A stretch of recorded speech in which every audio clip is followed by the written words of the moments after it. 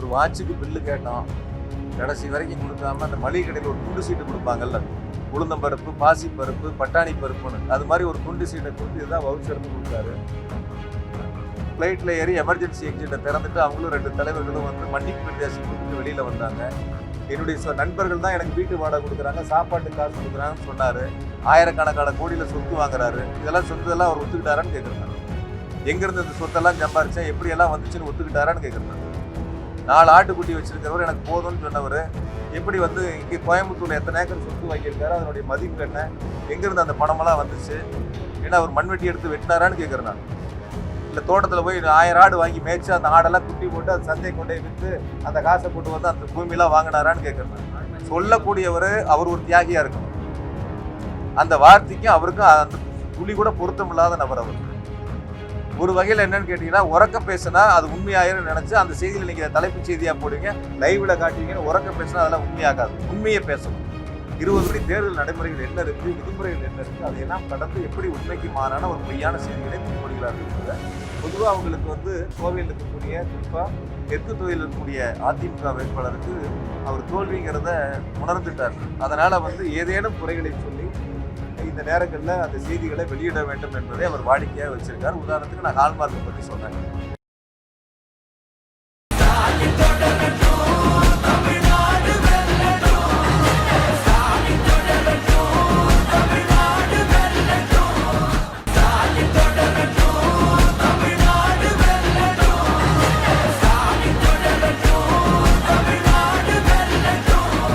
ஆச்சி மசாலா எந்த சமையலும் ருசி தேடும் ரகசியம் 20 ரூபாய்.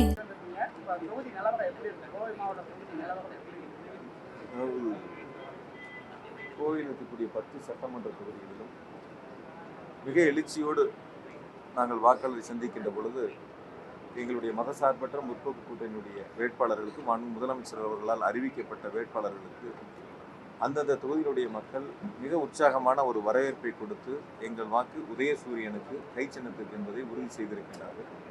எனவே கோவையில் இருக்கக்கூடிய 10 தொகுதிகளும் முழுமையாக வெற்றி பெற வேண்டும் என்ற முனைப்போடு நாங்கள் தேர்தல் களத்தில் பணியாற்றி இருக்கின்றோம். நிச்சயம் வாக்காளர் பெருமக்கள் எங்களுக்கு வெற்றியை வழங்குவார்கள் என்ற நம்பிக்கை எங்களுக்கு.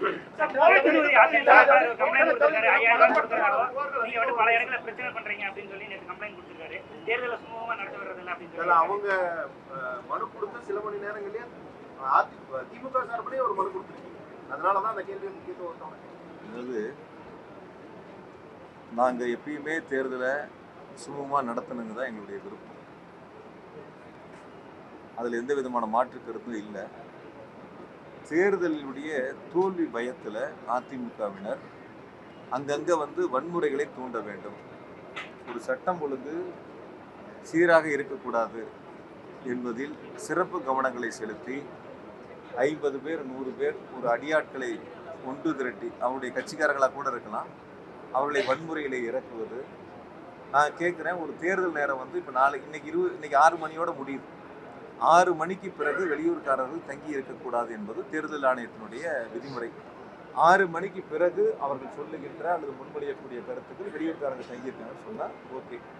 இப்போ தேர்தல் நடைமுறையில் இருக்கின்ற பொழுது, வாக்குகளை சேகரிக்கின்ற பொழுது ஒவ்வொரு அரசியல் கட்சிக்கும் அவரவர் விருப்பப்பட்டவர்கள் அவரவர் தொகுதியில் சென்று வேலை பார்ப்பது இயற்கை. இப்போ நாடாளுமன்ற தேர்தல் நடந்துச்சு. எங்கள் கணபதி ராஜ்குமார் நேற்று பிஜேபியில் ஒரு வேட்பாளர் நின்றார். அவருக்கு தமிழ்நாடு முழுக்க இருந்து வந்து பிரச்சாரங்கள்லாம் முன்னெடுத்தாங்க. அங்கங்கே முகாம் போட்டு பல கார்கள்லாம் நின்றுச்சு. இன்னைக்கு பிஜேபியினுடைய வேட்பாளர் கோவையில் ஒரு தொகுதியில் போட்டியிடுறாங்க. வெளி மாநிலங்களை சேர்ந்த முதலமைச்சர் உட்பட அங்கே கூடிய அமைப்புகள், RSS அமைப்புகள் இருக்குது, எல்லாரும் இங்கே முகாமிட்டு தான் தேர்தல் பணிகளை செய்து கொண்டிருக்கின்றார்கள். ஆக ஒரு அரசியல் கட்சிக்கு யார் யார் விருப்பப்படுகிறாரோ அந்த தொகுதியிலே சென்று தேர்தல் பணியாற்றுவது இயற்கை. 6 மணிக்கு மேல் அது போன்று யாரேனும் தங்கியிருந்தால் அது குறித்து குறைகளை சொல்லலாம். அதை விட்டுவிட்டு வெளியூர்காரர்கள் இங்கே இருந்து பணியாற்றுகிறார் என்பது என்னை பொறுத்தவரை அது ஏற்புடையதல்ல. அது நீங்களும் பாருங்க, எப்படி தேர்தல் நடைமுறைகள் என்ன இருக்குது, விதிமுறைகள் என்ன இருக்குது, அதையெல்லாம் கடந்து எப்படி உண்மைக்கு மாறான ஒரு பொய்யான செய்திகளை முன்மொழிகிறார்கள் என்பதை. பொதுவாக அவங்களுக்கு வந்து கோவையில் இருக்கக்கூடிய, குறிப்பாக தெற்கு தொகுதியில் இருக்கக்கூடிய அதிமுக வேட்பாளருக்கு அவர் தோல்விங்கிறத உணர்ந்துட்டார். அதனால் வந்து ஏதேனும் குறைகளை சொல்லி இந்த நேரங்களில் அந்த செய்திகளை வெளியிட வேண்டும் என்பதை அவர் வாடிக்கையாக வச்சிருக்கார். உதாரணத்துக்கு நான் ஹால்மார்க்கை பற்றி சொல்கிறேன். உண்மையாலுமே ஒரு வேட்பாளர் ஒரு தரமான வேட்பாளராக இருந்தால், நன்கு அறிந்தவராக இருந்தால், ஒரு செய்தியை வெளியிடுவதற்கு முன்பாக, ஒரு செய்தியை பகிர்ந்து கொள்வதற்கு முன்பாக அதனுடைய உண்மை தன்மைகளை தெரிந்து கொள்ள வேண்டும். ஹால்மார்க்ங்கிறது ஒன்றிய அரசினுடைய நிறுவனம், அவங்க கொடுக்கக்கூடிய அனுமதி. அதை எப்படி வந்து நான் ஒரு மாநில அரசை கொண்டு நான் எப்படி வந்து அதை தடுக்க முடியும், அதை எப்படி நிறுத்தி வைக்க முடியும், அதுக்குள்ளே எப்படி வந்து நம்ம அடுத்த நிலைக்கு போக முடியும்?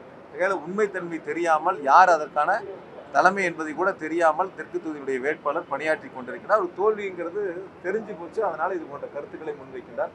எங்களை பொறுத்தவரை, திராவிட முன்னேற்ற கழகத்தை பொறுத்தவரை, மதசார்பற்ற முற்போக்கு கூட்டணியை பொறுத்தவரை கோவை மாவட்டம் மட்டுமல்ல தமிழ்நாடு முழுவதும் தேர்தலை சுமூகமாக அமைதியாக நடத்த வேண்டும் என்பதுதான் எங்களுடைய நோக்கம். அதுதான் எங்கள் தலைவர் எங்களுக்கு இருக்கிற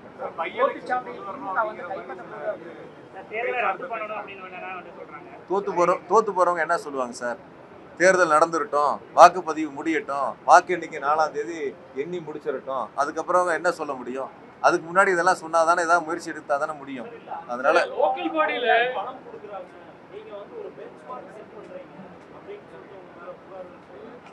அதாவது ஏதாவது ஒரு இடத்துல அவங்க நிரூபிக்கணும். குற்றச்சாட்டு என்ன வேணாலும் சொல்லலாம், குற்றச்சாட்டுகள் என்ன வேணாலும் சொல்லலாம், யார் மீது யார் வேணாலும் சொல்லலாம். இதையே நான் திருப்பி சொல்றதுக்கு எவ்வளோ நேரம் ஆகும்? இதையே அதிமுக என்ன செய்யறாங்க, என்னென்னலாம் கொடுத்துருக்காங்க நான் சொல்றதுக்கு எவ்வளோ நேரம் ஆகும்?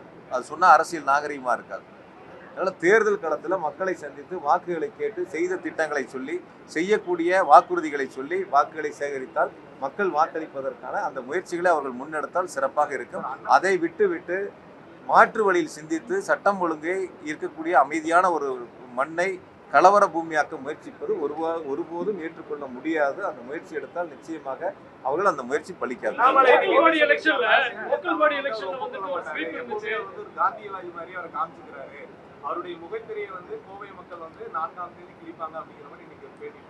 ஒரு வாட்சுக்கு பில்லு கேட்டோம், கடைசி வரைக்கும் கொடுக்காம அந்த மளிகை கடையில் ஒரு துண்டு சீட்டு கொடுப்பாங்கல்ல, உளுந்தம்பருப்பு, பாசிப்பருப்பு, பட்டாணி பருப்புன்னு, அது மாதிரி ஒரு துண்டு சீட்டை கொடுத்து இதுதான் வவுச்சர்னு கொடுத்தாரு. ஃப்ளைட்டில் ஏறி எமர்ஜென்சி எக்ஸிட்டை திறந்துட்டு அவங்களும் 2 தலைவர்களும் வந்து மன்னிப்பு கடிதாசி கொடுத்துட்டு வெளியில் வந்தாங்க. என்னுடைய நண்பர்கள் தான் எனக்கு வீட்டு வாடகை கொடுக்குறாங்க, சாப்பாட்டு காசு கொடுக்குறாங்கன்னு சொன்னார். ஆயிரக்கணக்கான கோடியில் சொத்து வாங்குறாரு. இதெல்லாம் சொந்தெல்லாம் அவர் ஒத்துக்கிட்டாரான்னு கேட்குறேன் நான். எங்கேருந்து இந்த சொத்தெல்லாம் சம்பாரிச்சேன், எப்படியெல்லாம் வந்துச்சுன்னு ஒத்துக்கிட்டாரான்னு கேட்குறேன் நான். 4 ஆட்டுக்குட்டி வச்சிருக்கிறவர் எனக்கு போதும்னு சொன்னவர் எப்படி வந்து இங்கே கோயம்புத்தூரில் எத்தனை ஏக்கர் சொத்து வாங்கியிருக்காரு, அதனுடைய மதிப்பு என்ன, எங்கேருந்து அந்த பணமெல்லாம் வந்துச்சு, ஏன்னா அவர் மண்வெட்டி எடுத்து வெட்டினாரான்னு கேட்குறேன் நான். இல்லை தோட்டத்தில் போய் 1000 ஆடு வாங்கி மேய்ச்சி அந்த ஆடெல்லாம் குட்டி போட்டு அது சந்தை கொண்டே விற்று அந்த காசை போட்டு வந்து அந்த பூமியெல்லாம் வாங்கினாரான்னு கேட்குறேன் நான். சொல்லக்கூடியவர் அவர் ஒரு தியாகியாக இருக்கணும். அந்த வார்த்தைக்கும் அவருக்கும் அந்த துளி கூட பொருத்தம் இல்லாத நபர் அவர். ஒரு வகையில் என்னன்னு கேட்டிங்கன்னா, உறக்க பேசுனா அது உண்மையாயிரும் நினச்சி அந்த செய்தியில் நீங்கள் தலைப்புச் செய்தியாக போடுவீங்க, லைவில் காட்டுவீங்கன்னு. உறக்க பேசுனா அதெல்லாம் உண்மையாகாது. உண்மையை பேசணும். 20 வருஷம் இருக்கேன் நான் வந்து எம்எல்ஏ ஆகி, 5 எலெக்ஷனில் நான் ஜெயிச்சிருக்கேன். இப்போ 6வது எலெக்ஷனில் நான் நிற்கிறேன்.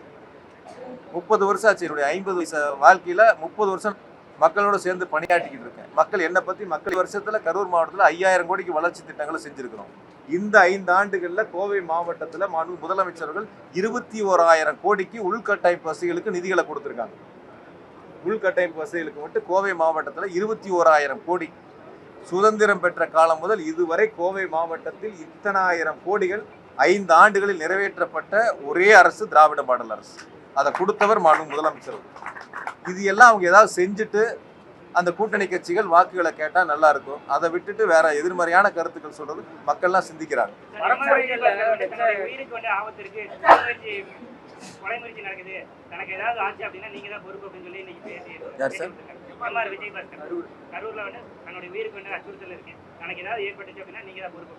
நான் கோயம்புத்தூர்ல இருக்கேன், அவரு கரூர்ல இருக்காரு.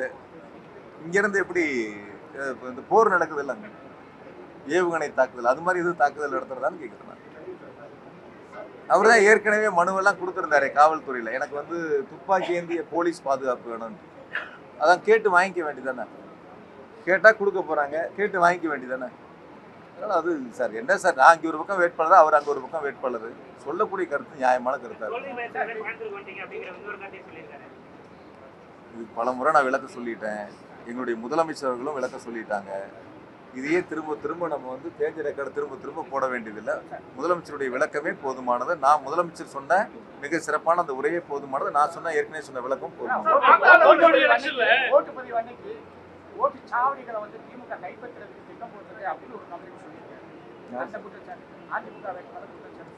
எங்க சார்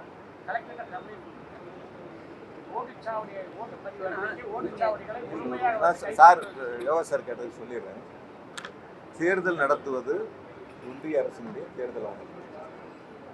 தேர்தல் நடைமுறையில் தமிழ்நாடு அரசு பணியாளர்கள் இருந்தாலும் கூட முழுமையாக அவர் ஒன்றிய அரசினுடைய தேர்தல் ஆணையத்தினுடைய கட்டுப்பாட்டில், உதாரணத்துக்கு மாவட்ட ஆட்சித்தலைவராக இருக்கலாம், அல்லது நம்ம இருக்கக்கூடிய தொகுதியினுடைய ரிட்டர்னிங் ஆஃபீஸராக இருக்கலாம், கடைநிலை வரை பிளேயிங் ஸ்குவாட் வரைக்கும் எல்லாருமே தேர்தல் ஆணையத்துடைய கட்டுப்பாட்டில் இருக்காங்க. அவங்க சிஆர்பிஎஃப் போலீஸ் வரைக்கும் முழுமையாக ஒன்றிய அரசினுடைய பாதுகாப்பு படை முழுமையாக வந்து இறங்கியிருக்கு. இது எப்படி வந்து சாத்தியக்கூறுன்னு அவங்க நினைக்கிறாங்க, இது எப்படி நடக்கும்னு அவங்க வேணா அந்த முயற்சி வேணா எடுக்கலாம். அவங்களுக்கு வந்து அவங்க மேலே பிஜேபியோட கூட்டணியில் இருக்காங்க, அவங்க வேணா அந்த முயற்சிகளை எடுத்துப்பாங்க.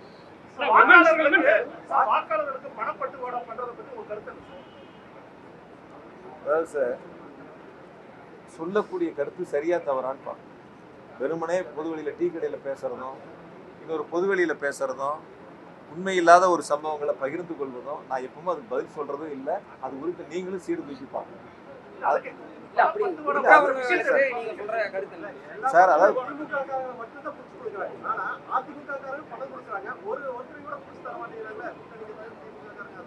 இல்லை சார், அது அந்த கருத்துக்கு நான் வந்து என்னன்னு கேட்டீங்கன்னா, தேர்தல் நியாயமா நடக்கணும், வெளிப்படையாக நடக்கணும், மக்கள் விருப்பப்படி வாக்களிக்கணும், தங்கள் யாரை தேர்ந்தெடுக்கணும்னு விரும்புறாங்களோ அவங்களுக்கு வாக்களிக்கணும். இதுதான் நாங்களும் எதிர்பார்க்கிறோம். நேர்மையா நடக்கணும், மக்களை சந்திச்சு வாக்குகளை கேட்கணும். நான் இப்போ 5 பீரியட் இருந்திருக்கேன், இப்போ 6வது பீரியடுக்கு வரேன் அப்படின்னு கேட்டிங்கன்னா, மக்களை சந்திச்சு நான் செய்யக்கூடிய வேலைகளை சொல்லியிருக்கணும், செஞ்சதை சொல்லியிருக்கணும். அந்த மாதிரி சந்திச்சு வாக்குகளை கேட்டு நேர்மையா தேர்தல் சந்திச்சு அதுதான் ஒரு வேட்பாளருக்கு ஒரு அடையாளம். அதாவது அது நீங்க யாரு கொடுக்குறாங்க, யார் வாங்கினாங்க அப்படிங்கிறது நீங்க அவங்க கிட்ட கேட்கணும். நான் ஒருபோதும் ஏற்றுக்க மாட்டேன். பொதுவான செய்தி தானே சார் இது. யார் எப்படி ஏற்றுக்குவாங்க, எல்லாரும் எப்படி ஏற்றுக்குவாங்கன்னு கேட்குறேன். தேர்தல் நியாயமா நடக்கணும் தானே எல்லாரும் நினைப்பாங்க. நீங்களும் அப்படிதான் நினைக்கிறீங்க, நானும் அப்படிதான் நினைக்கிறேன். தேர்தல் நேர்மையா நடக்கணும், நியாயமா நடக்கணும், மக்களுக்கான திட்டங்களை சொல்லணும், மக்கள் வாக்களிக்கணும். அதுல நான் தெளிவா இருக்கேன், ரொம்ப உறுதியா இருக்கேன். ரெண்டும் தப்பு தான் சார், ரெண்டும் தப்பு தான். திமுக சார்பில் 5000 கொடுத்துருக்காங்க, ஒரு சில இடங்கள்ல 3000 கொடுத்துருக்காங்க, 2500 கொடுத்துருக்காங்க, 1500 கொடுத்துருக்காங்க. நான் இந்த செய்தியை வந்து முழுமையா மறுக்கிறேன். இந்த செய்தியை முழுமையா மறுக்கிறேன். நீங்க இந்த செய்தி வந்து ஆதாரம் இல்லாம இந்த கருத்துக்களை சொல்ல வேண்டாம். ஆதாரம் இல்லாம அப்படி இருந்தா ஏதாவது புகார் கொடுத்து சொல்லலாம். அப்படி ஒரு நிமிஷம் சார் இருங்க. நீங்க ஏதாவது ரொம்ப ஸ்மார்ட்டா பேசுறேன்னு நினைச்சு பேச வேண்டாம். ஆதாரங்கள் இருந்தா போய் மாவட்ட தேர்தல் அதிகாரிகிட்ட மனு கொடுக்கட்டும், ரிட்டர்னிங் ஆஃபீஸர்கிட்ட மனு கொடுக்கட்டும். அதுக்கு பிறகு நான் அது என்னங்கிறது நான் விசாரிச்சு சொல்றேன். எந்த ஆதாரமும் இல்லாம பொதுவெளியில செய்தியில நீங்க பல நேரங்கள் கேட்பீங்க, ஒரு சம்பவத்தை கேட்பீங்க, அந்த சம்பவத்துல காரணமானவங்ககிட்ட கேட்க மாட்டீங்க, எங்ககிட்ட அந்த கேள்விகளை கேட்பீங்க. யார் அந்த சம்பவத்துக்கு காரணமோ அவங்களை விட்டுருவீங்க, யார் பதில் சொல்றாங்களோ அவங்ககிட்ட தொடர்ந்து கேள்விகளை கேட்பீங்க. கடுமையான சார்ஜஸ் அவங்க மேல வைக்கப்படுது. அதாவது பயன்படுத்தக்கூடிய வார்த்தை பிரயோகங்கள் எதிர்கட்சியினர் வைக்கக்கூடியதெல்லாம் கொரோனாவை விட மோசமானவர், அரக்கன், கேன்சரை கட்டி போன்றவர், அந்த மாதிரி பயங்கரமான சார்ஜஸ் எல்லாம் வைக்கிறாங்க. தேர்தல் பரப்புரை காலத்துல தனி மனித விமர்சனம் சார்ந்த விஷயங்களுக்கு உங்களோட பதில். அதாவது ஒரு எதிர்கட்சி தலைவர்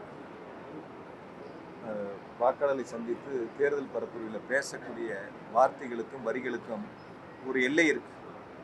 அந்த எல்லையை மீறி எங்களுடைய முதலமைச்சர் அவர்கள் மீதும் துணை முதலமைச்சர் அவர்கள் மீதும் பல்வேறு விமர்சனங்களை கடுமையாக வைக்கிறார். குறிப்பாக அந்தந்த பகுதிகளுக்கு போகும்போது எங்களுடைய அமைச்சர் பெருமக்கள், மூத்த நிர்வாகிகள் மீதும் கடுமையான விமர்சனங்களை முன்வைக்கிறார். என் மேலே தனிப்பட்ட முறையில் மிக கடுமையான விமர்சனங்களை முன் வச்சிருக்காரு. தேர்தல் காலத்தில் இது போன்ற குற்றச்சாட்டுகளை அல்லது கடுமையான விமர்சனங்களை, கடுமையான வார்த்தைகளை பயன்படுத்துவது என்பது தோல்வியின் பயத்தில் விரக்தியின் உச்சத்திற்கு சென்று என்ன பேசுகிறோம் என்று தெரியாமல் உளறி கொண்டிருக்கின்றார். அதுதான் இன்னைக்கு அவர் நடந்து கொள்ளக்கூடிய ஒரு நிகழ்வாக இருக்கின்றன. எனவே அவர் வைக்கக்கூடிய விமர்சனங்களை பற்றி நான் ஒருபோதும் கவலைப்பட்டதில்லை, வருத்தப்பட்டதில்லை. நான் என்னுடைய பணிகளை செய்ய வேண்டும் என்பதை முதலமைச்சர் எனக்கு என்ன கட்டளையிட்டிருக்கிறாரோ அந்த பணிகளை சிறப்பாக செய்ய வேண்டும் என்பதில் நாங்கள் அந்த பணிகளை முன்னெடுத்து சென்று கொண்டிருக்கிறோம். கோவையில வந்து திமுகவினர் சொன்னாலே அடிக்கக்கூடிய ஒரு சூழல் வந்து காணப்படுது. சில இடங்கள்ல வந்து திமுகவை கேட்டு அடிக்கக்கூடிய நபர்கள் வீடியோ எல்லாம் சமூக வலைதளங்களில் காணப்படுது. காரணம் வந்து உங்களுக்கு வேலை செய்யறாங்க, திமுக போய் பணம் கொடுக்குறாங்க அப்படிங்கிறாங்க. பட் அது என்ன தெரியல, பட் திமுகன்னு சொல்லி அடிக்கக்கூடிய காரணம் சூழல் எப்படி? இப்போ உங்களுக்கு தெரியுதா யார் சட்ட ஒழுங்கை வந்து கெடுக்க நினைக்கிறாங்கன்னு? அவங்களோட தரப்புல வந்து இவங்க பணம் கொடுக்குறாங்க, உங்களுக்கு வேலை பார்க்குறாங்க சொல்லிட்டு. அதாவது இப்போ உங்களுக்கு தெரியுதுல்ல, யார் வந்து சட்டம் ஒழுங்கை வந்து கெடுக்க நினைக்கிறாங்க, யார் தேர்தல் அமைதியாக நடக்கக்கூடாதுன்னு உங்களுக்கு தெரியுதா? ஒரு கருத்தை நான் உங்கள்கிட்ட முன் வைக்கிறேன். இதுவே திருப்பி ஒருத்தர் செஞ்சாங்கன்னு வச்சுங்க, அதனுடைய வழி எப்படி இருக்கும்? அது அமைதியாக இருக்குமா தேர்தல்? எங்களை பொறுத்த வரைக்கும் இந்த தேர்தல் இடங்கள்லையும் ஏதாவது ஒரு சம்பவங்கள் நடந்தால் கூட அமைதியாக போகணும்னு நினைக்கிறோம்.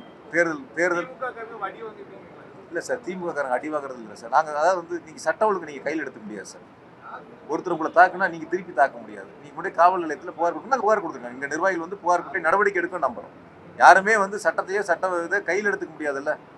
ஒருத்தர் நம்ம மேலே தாக்குனா நம்ம என்ன பண்ணுவோம், கூட காவல் நிலையத்தில் புகார் கொடுக்கணும், காவல்துறை நடவடிக்கை எடுக்கணும். அதை தான் நாங்கள் செஞ்சுருக்கோம்.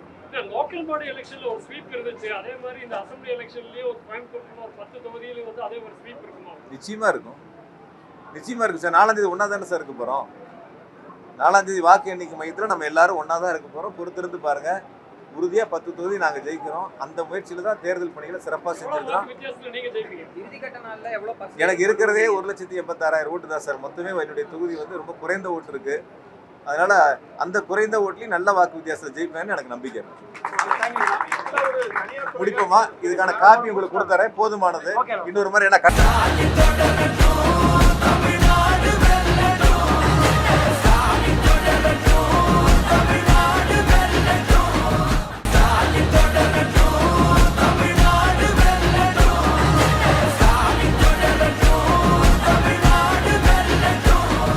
ஆச்சி மசாலா. எந்த சமையலும் ருசி தேடும் ரகசியம் 20 ரூபாய்.